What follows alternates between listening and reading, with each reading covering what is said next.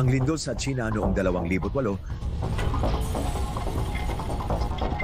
isang nakakatakot na lakas na lampas sa Richter scale, isang nakamamatay na puwersa ng kalikasan na tumama ng walang babala. Noong 2008, nalaman ng mundo ang tungkol sa tofu drug construction ng China. Sa panahon ng lindol, halos 70,000 tao ang namatay at mahigit 400,000 tao ang nasugatan. Pangunahing dahilan ay hindi itinayo ayon sa tamang pamantayan ang mga gusali sa China. Mahigit 15 taon na ang lumipas. Tila hindi pa rin bumubuti ang kalidad ng konstruksyon sa China. Ngayon, ine-export na rin nila ang mga pamamaraan ng konstruksyon sa ibang bansa. Nangyari lang ito isang buwan na ang nakalipas sa Bangkok.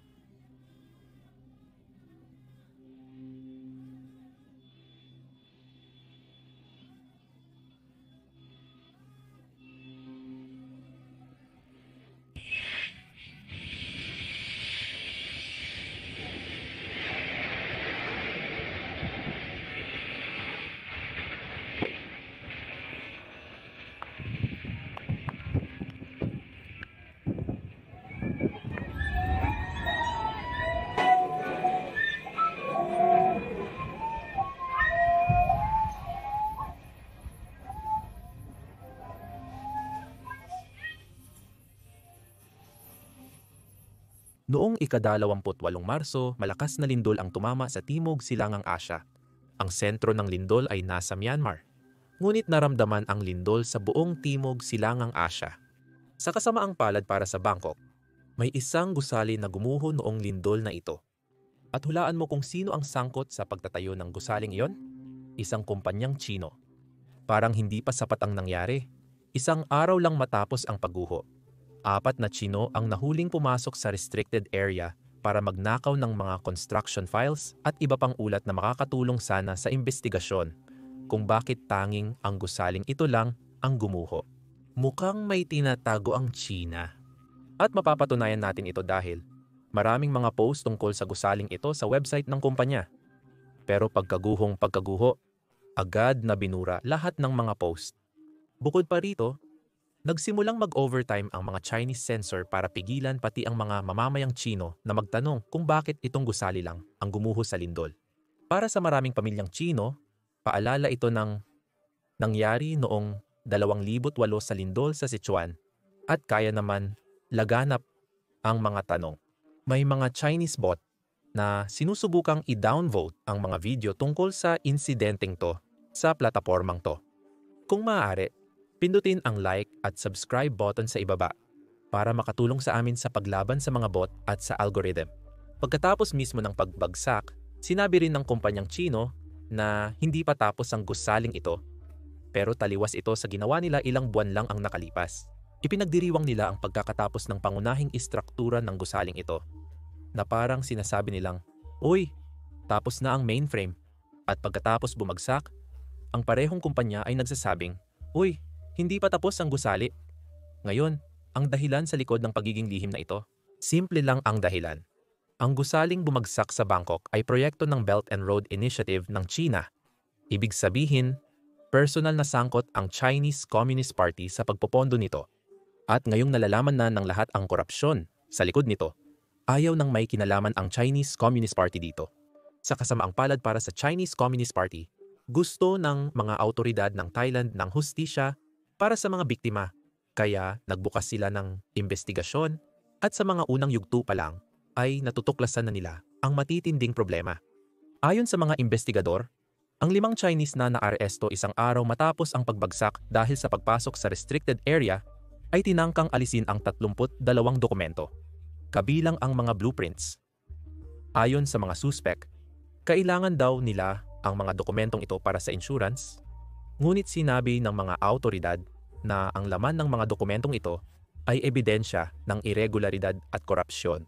Bukod pa rito, natuklasan din ng Department of Special Investigation na 30 pirma ng mga inhinyero ang pineke sa mga dokumentong may kaugnayan sa konstruksyon ng gusaling ito.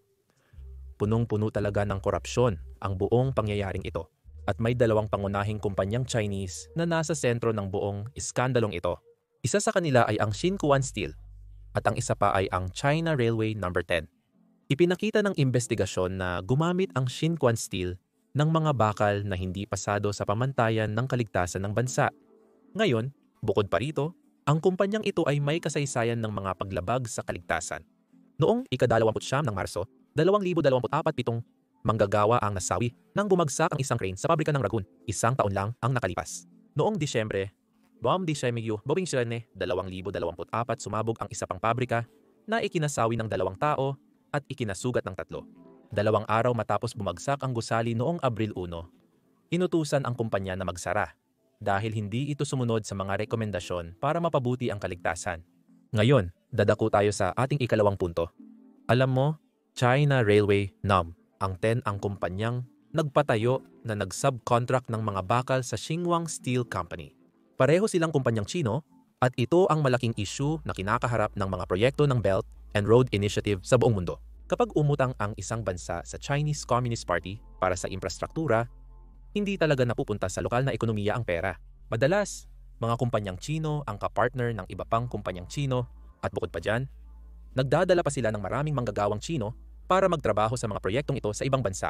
Ibig sabihin, halos lahat ng perang ipinapautang ng Chinese Communist Party sa ibang mga bansa ay bumabalik din sa China, habang ang mga bansang ito ay naiiwan sa utang. Dagdag pa rito, ang mga proyektong Chino ay madalas may mababang kalidad, tulad ng pagbagsak na ito. Matagal na naming sinusubaybayan ito. Halos 4 o 5 taon na mula nang una naming ibunyag ito at patuloy na naluloko ang mga bansa hanggang ngayon. Narito ang detalyadong paliwanag kung paano ginagamit ng Chinese Communist Party ang debt trap para alipinin ang ibang bansa at makuha ang kanilang mahahalagang yaman. Ilang taon na ang lumipas. 2 paraan para sakupin at alipinin ng isang bansa sa pamamagitan ng dahas at sa pamamagitan ng utang.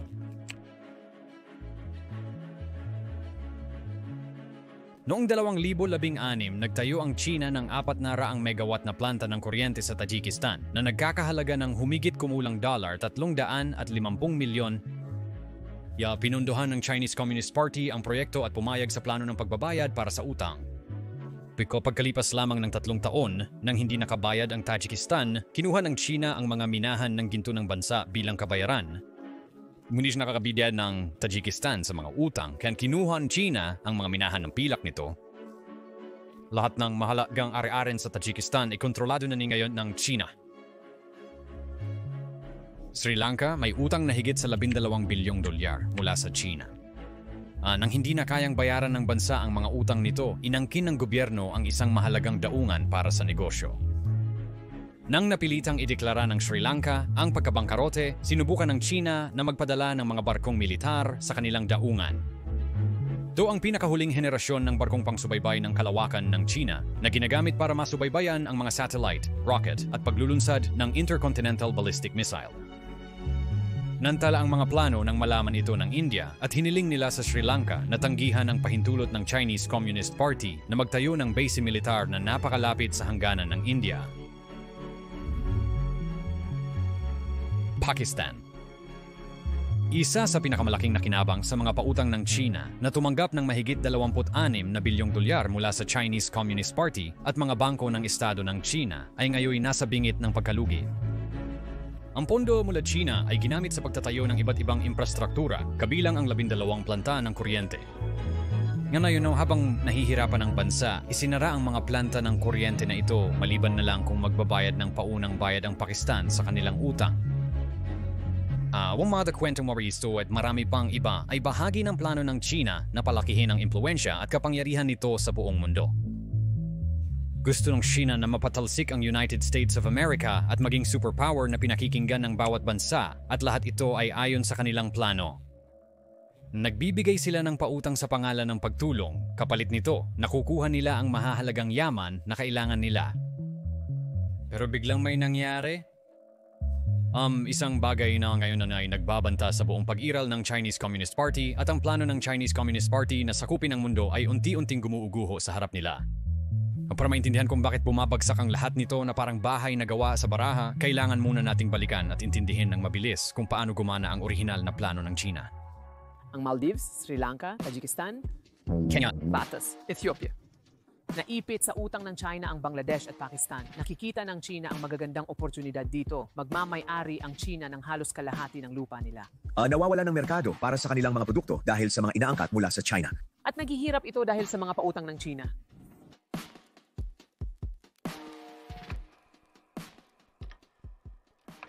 Baliganin, Yutino Ongbon sa 2013. Isa ang China sa pinakamabilis umunlad na mga bansa sa mundo. At sa puntong ito, lumlaki na ito at hindi na lang simpleng pabrika para sa mga produktong pandaigdig. Isa na yung makapangyarihan at mayamang bansa. Ngunit madilim ang hinaharap. Bumagal ang paglago, tumatanda na ang kabataang populasyon na naging susi sa paglago ng China noon at ang one-child policy ng Chinese Communist Party ay nagdulot ng malaking epekto sa populasyon ng China sa hinaharap. Hindi yon naging hadlang sa komunistang pamahalaan na mag-focus sa labas at palawakin ang kapangyarihan nito sa buong mundo. Kaya nilunsad ni Xi Jinping ang pinaka-ambisyosong proyekto sa kasaysayan upang palakihin ang impluensya ng China sa buong mundo.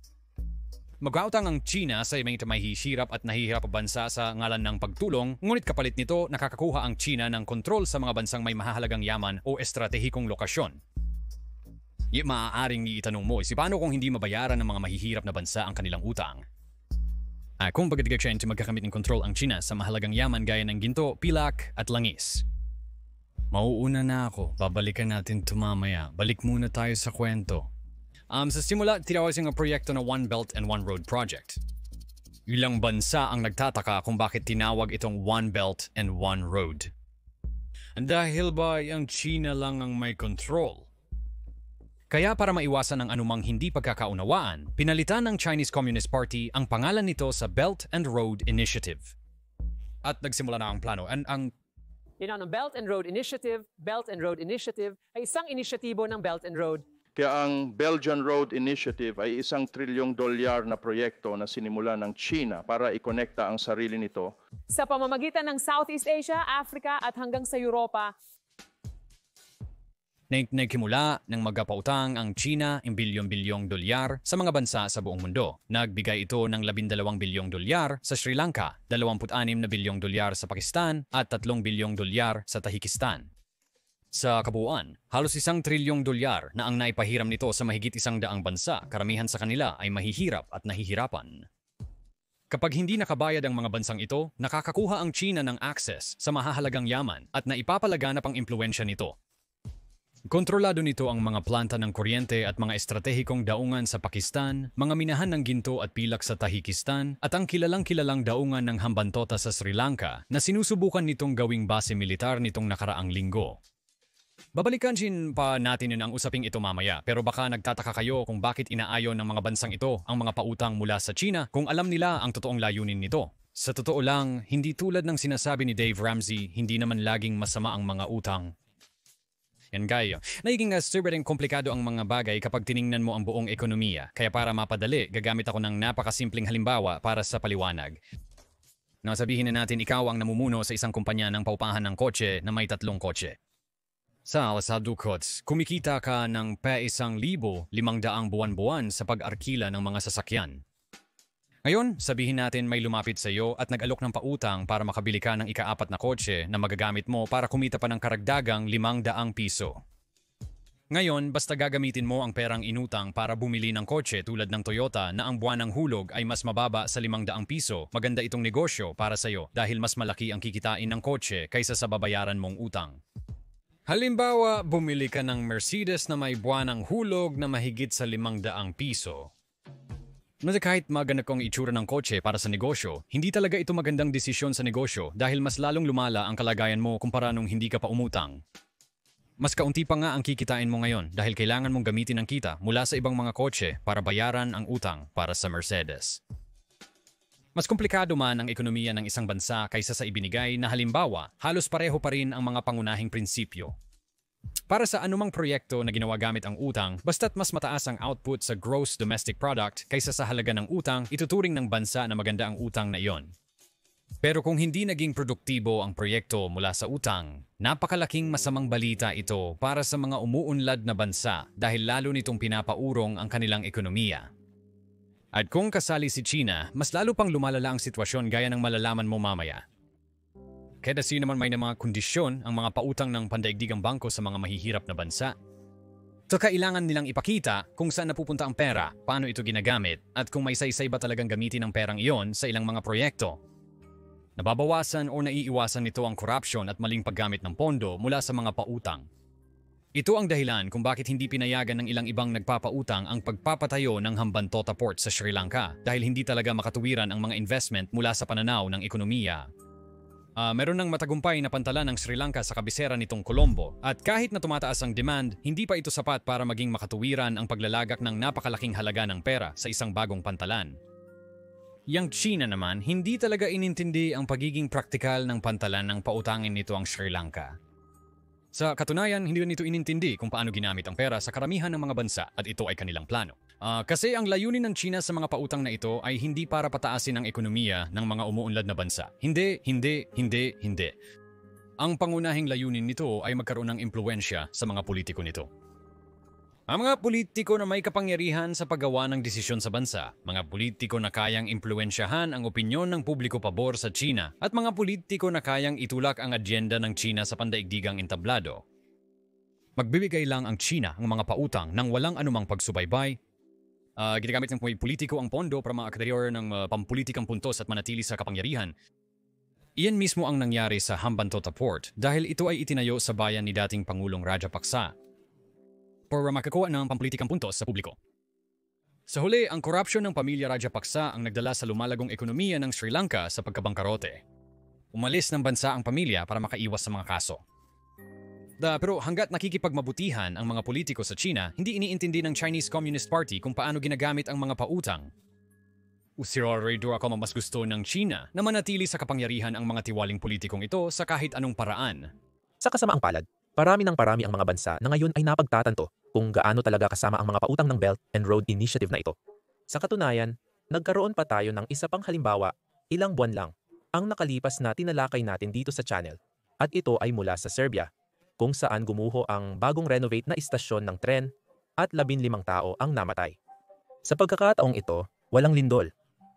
Basta na lang gumuho ang gusali ng kusa.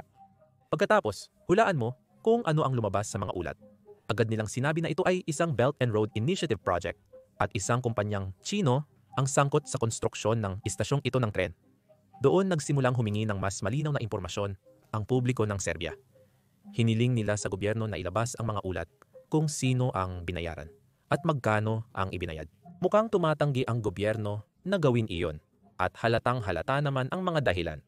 Ayon sa mga third-party investigation, tinatayang halos 64 na milyon euros ang ginastos para sa renovasyon ng istasyong ito ng tren.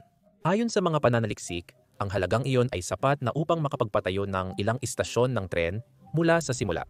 Pero sa kasong ito, binayaran lang ang isang Chino kumpanya para sa pagre-renovate ng isang umiiral na istasyon. Ngayon, hindi ako eksperto sa pananalapi, pero mukhang may kumita talaga ng malaki dito at yan mismo ang dahilan kung bakit ayaw ng gobyerno ng Serbia na ilabas ang mga dokumento para makita ng publiko. Malinaw na hindi umaayon sa inaasahan ni Xi Jinping ang Belt and Road Initiative mula nang inilunsad ito noong 2013. Ngayon, bumabalik ito sa kanya dahil mas kailangan ng China ng mga kaalyado kaysa dati habang nare-realize nila ang ginagawa ng United States. Pinipilit ng United States ang ibang bansa na piliin sa pagitan nito at China. Dahil sa sariling interes, pipiliin nila ang United States para magkaroon ng access sa mga pamilihan nito. Nais nilang ma-access ang ating middle class na mahilig gumastos. Iyan ang dahilan kung bakit handa silang makipagnegosasyon sa United States tungkol sa taripa. At isa sa mga kondisyon sa negosasyong ito ay simple lang. Hindi mo pwedeng tulungan ang China na makaiwas sa mga taripa ng United States, gaya noong 2000 at 18 hanggang 2000 at 19. Inuulit na natin ito, ngunit patuloy na ginagamit ng China ang ibang bansa para maitago ang kanilang trade deficit. 15% ng mga export ng China ay pumupunta sa Estados Unidos, direkta man o sa pamamagitan ni Timo at Shin gamit ang mga probisyon at butas sa tax code. Ngayon, sinusubukan ng United States na higpitan ang kalakalan natin sa China, maging ang mga hindi direktang ruta na ginagamit nito.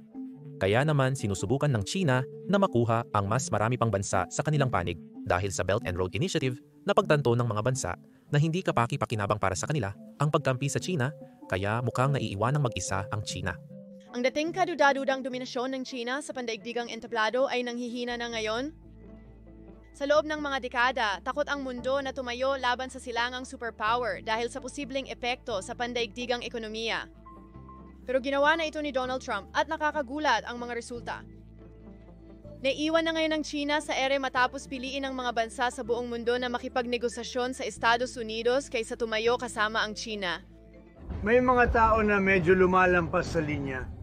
Nagiging maingay sila, alam mo yon, medyo nagiging maingay, medyo natatakot, hindi tulad ng mga kampiyon na ito dahil malaki ang trabaho nating gagawin. Ako lang ang presidente na gagawa ng ginawa ko. Kilala ko ang ibang presidente at hindi nila yon gagawin. At kailangan talaga itong gawin. Ang nangyayari sa atin pagdating sa kalakalan, hindi lang, alam mo kung titignan mo, hindi lang sa China, pero ang China ang pinakamalaking ng abuso sa kasaysayan at pati na rin ng iba. Kailangan talagang may gumawa nito at itigil na dahil hindi na kayang panatilihin. Noong nakaraang taon, kumita ang China ng $1 trilyong mula sa kalakalan sa Estados Unidos. Hindi tama iyon. Ay kung wala ang suporta ng mundo, maaaring pumasok ang China sa isang bagong panahon ng paghihirap sa ekonomiya. Naniniwala ako na mapipilitan ng China na makipag-usap sa lalong madaling panahon dahil ang ekonomiya ng China ay lubos na umaasa sa pag-export nito sa Estados Unidos at sa kanluran. Itinayo ng China ang buong estratehiya nito sa industriya mula nang pumasok ito sa World Trade Organization sa pamamagitan ng pagbebenta ng mga produktong mataas ang subsidya, minamanipula ang pera at ibinabagsak ang presyo sa mga pamilihan ng United States. Isang estratehiya ito ng industriya mula sa China na magbagsak ng produkto ng estratehiko upang mapatumba ang Amerikanong bakal, Amerikanong aluminyo at mga pangunahing industriya ng depensa at pangangailangan ng Amerika para maging umaasa tayo sa China. At ang nangyayari dito ay natutuklasan ngayon ng China sa unang spektakulo na nakatagpo sila ng isang Amerikanong presidente na hindi magpapasindak, hindi magpapaboli, hindi magpapapilit at tatayo para sa ating mahahalagang pangangailangan sa seguridad.